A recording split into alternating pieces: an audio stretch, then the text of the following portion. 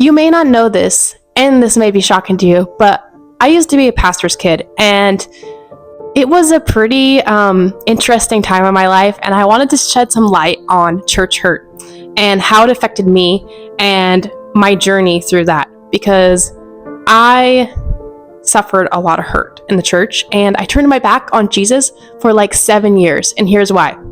So let's go to the very beginning. My dad, he wasn't always in the ministry, but he started with church planning. He loved to evangelize, tell people about Jesus. He was really passionate about it, and he had a big heart for it, which was amazing. But pride got to his heart, and he didn't have a love for people, and that's not good. You have to love people when you believe in Jesus. I mean, that's like the whole teaching of Jesus, is loving others.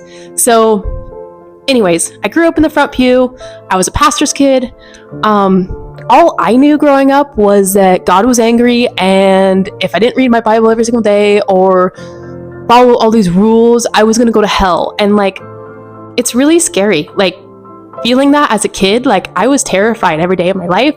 My dad was super abusive, mostly verbal abusive, but you know, when we would get punished, it was kind of to the point of like abuse, because he'd be so angry when we would get punished or spanked or whatever.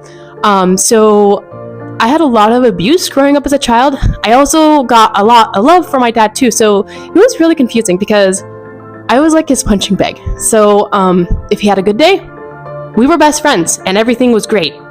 But if he had a bad day, I was his punching bag, and so was my mom. So there was a lot of abuse going on most of my childhood. Most of the time I lived in fear. And I didn't know that there was a God up there that actually loved me. All I knew is that he was angry and he was waiting for me to mess up. So pretty sad. Things that I grew up with was that you have to follow all these rules so that you can be holy. Being sick is holy because God just gives you sickness. That's what I grew up with. Because you're just suffering. You're going to suffer for Jesus. And follow me for part 2 of escaping church hurt.